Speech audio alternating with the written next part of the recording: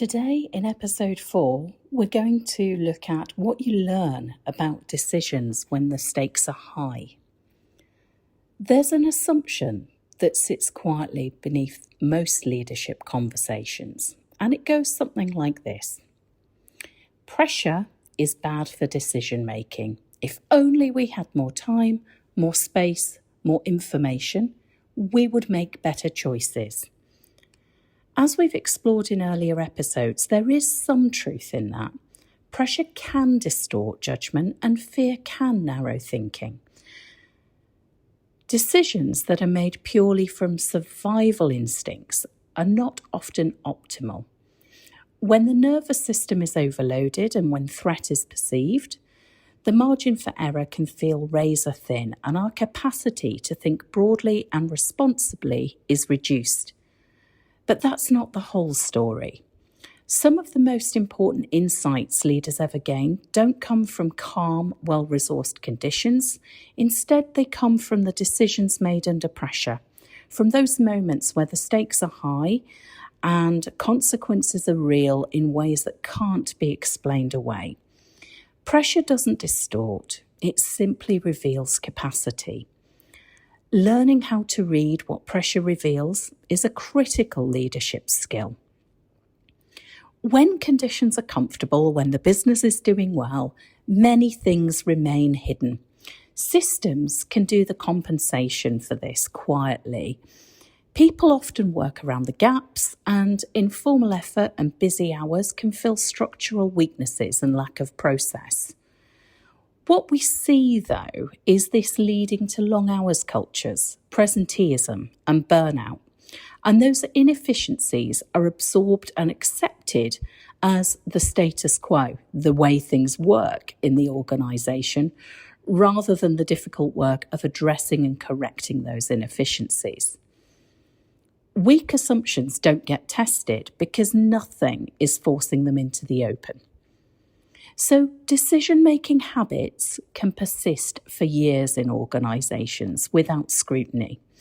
This can infect the culture. It can create stasis and loss simply because nobody is prepared to challenge the status quo. Pressure removes that insulation. It strips away those buffers. It exposes the fault lines, and it shows us very, very quickly where judgment holds and where it collapses. It shows us where governance is robust and where it is simply performative in order to meet a tick box. It shows which leaders are well regulated and which are operating on borrowed capacity, personal stamina, or goodwill. These are uncomfortable observations, yet they are invaluable. I've worked with organisations that learned more in 6 months of sustained pressure than they had learned in the previous 6 years of steady growth, because pressure made certain truths impossible to ignore. Under pressure, the stories organisations tell themselves simply stop working. The narratives become too thin to be able to carry reality.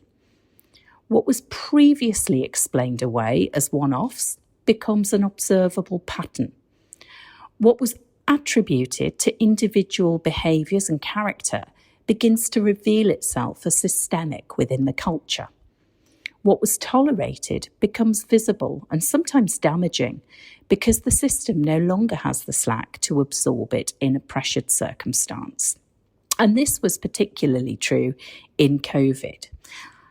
The question is not whether pressure will teach you something. It always does.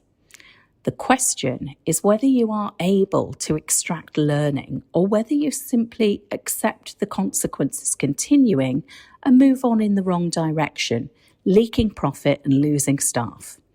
There's an important distinction to make here. Pressure-led learning is not the same as fear-led decision-making. Fear-led decisions are reactive and they aim to escape discomfort as quickly as possible. They narrow the field. They prioritise that immediate relief over longer-term responsibility. And they feel decisive. But fundamentally, a fear-based decision is about getting away from something. Pressure-led learning, by contrast, happens after the fact. It requires reflection once the immediate survival need has passed. Once the nervous systems of the team have settled enough to think again, then we can ask different questions. The question isn't, how do we make sure this never happens again? Usually that question is driven by anxiety and control, and it's not quite the right question.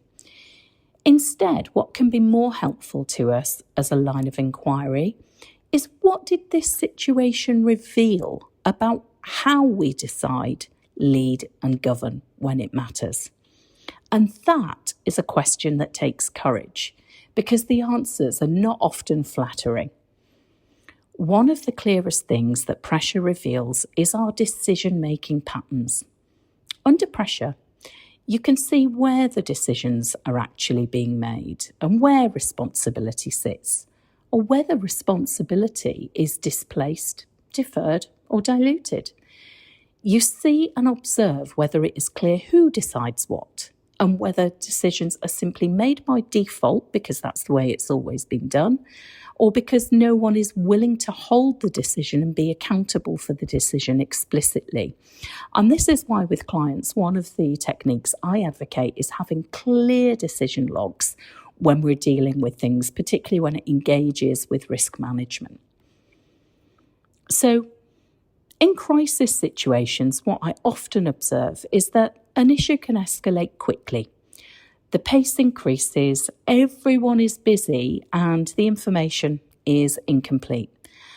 And then it suddenly becomes clear no one is quite sure who has the authority to decide. Meetings become meetings about meetings, deferring decisions. We see long emails CCing everybody that multiply everybody's workload without actually dealing with the crux of the issue. People wait for a permission that never arrives, whereas others make decisions that they don't technically own simply because something has to be done and they believe they're demonstrating ownership. What looks like chaos is often a little more precise than that.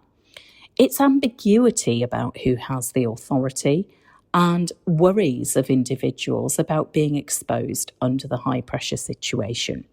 It's not a failure of intelligence, it's a failure of decision architecture. Pressure exposes whether decision-making has been properly considered and designed in the organisation, or whether it simply relied historically upon goodwill, informal workarounds, and individuals over-functioning in order to keep things moving. Another thing revealed by high-pressure situations very reliably is that difference between confidence and regulation. Confidence is the thing that looks like the quick decision. And in calm conditions, confident people often appear to be the strongest decision makers. They speak clearly and persuasively, they move quickly, they're composed, they're decisive, and they're articulate. However, what we see under sustained pressure is that overconfidence without regulation can become brittle.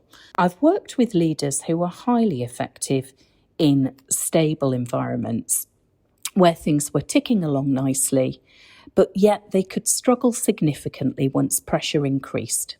This wasn't because they lacked skill or intelligence. Instead, it was because their decision-making relied heavily on their own personal stamina, their control and their leadership presence. Pressure shows them something important. That approach does not scale. It depended on them being at their best all the time. And when conditions become more complex, more ambiguous, or emotionally charged, that model can begin to fail. Contrasting with that, leaders who had invested in regulation, in those practices that help them to come out of thinking that might be fear-based and into a centred position, both personally and organisationally, they often performed better under pressure. It wasn't because they enjoyed the challenge and it wasn't because it was easy.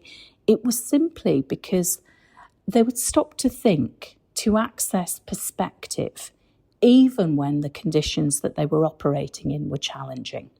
And this is one of the paradoxes of leadership. Pressure does not reward brilliance. It rewards the strength of the internal architecture of the individuals. It's our regulation, our decision-making frameworks, and our composure. Difficult decisions reveal whether decision-making capacity is embedded in the system or simply concentrated in specific individuals. It reveals whether thinking is shared between teams or siloed, and whether challenge is welcomed or subtly discouraged. And this is something I wrote about a few weeks ago on the yes man problem. It also shows if disagreement can be held without feeling personal threat, if conflict can be managed in a healthy and constructive way that is functional and adds value for the future.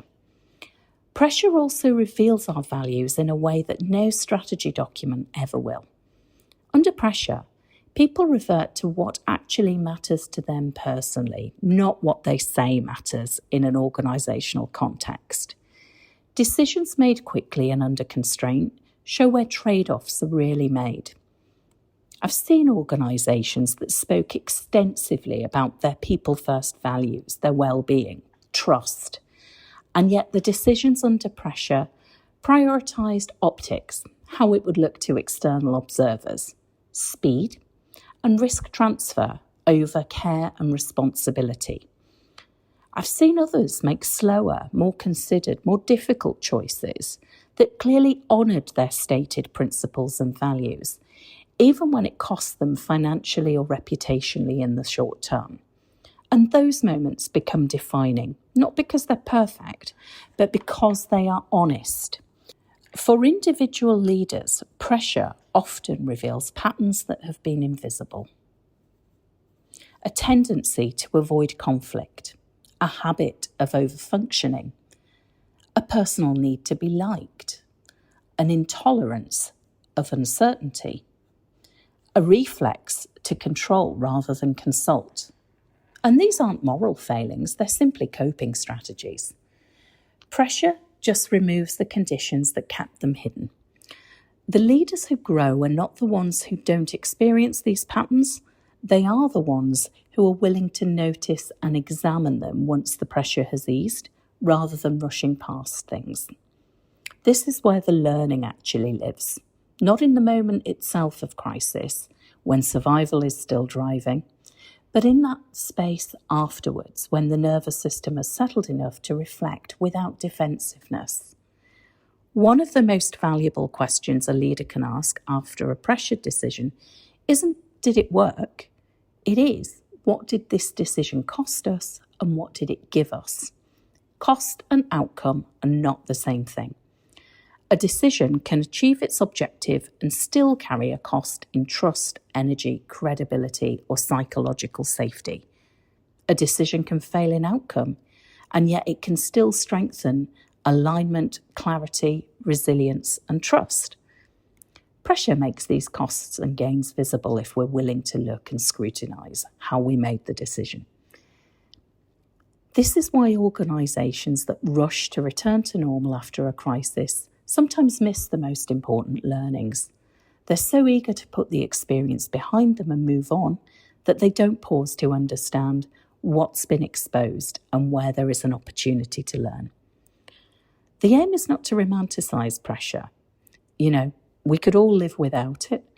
Chronic pressure is damaging, and sustained overload can erode judgment, health, and culture. But the aim is instead to treat these situations as learning opportunities for growth. If pressure has already been paid for in terms of stress, uncertainty, and effort, then extracting insight from it is a form of responsibility. So how do you do that? You slow down after the fact. You separate outcome from process, and you ask where judgment held and where it didn't. You look honestly at how fear showed up and where regulation was either present or absent. You examine whether the decision roles were clear, whether challenge was possible, whether that opportunity was taken, whether assumptions were tested, or whether assumptions were simply relied upon and carried forward. And you do this without blame. Blame shuts learning down. Curiosity opens learning up. The most effective leaders I know are not those who avoid pressure entirely. They're those that treat those pressured decision-making points as data and as information about themselves, their teams, and their systems and processes. They understand that comfortable situations rarely create growth and insights, but pressure certainly gives us insight. The difference is whether the lesson becomes wisdom or just another battle scar. As we move forward in this series, this distinction will matter more and more, because leadership is not about creating a pressure-free environment. In a VUCA world, that's simply not going to happen. It's neither realistic nor desirable. But it is about creating environments where judgment can survive pressure, where fear doesn't take the lead, and where learning is usefully extracted and applied rather than ignored. Sometimes the best insights don't come from getting it right. They come from being willing to look clearly at what the crisis revealed, and to let that change how decisions are made next time. That's not failure, that's leadership. Thank you for listening, and make great decisions.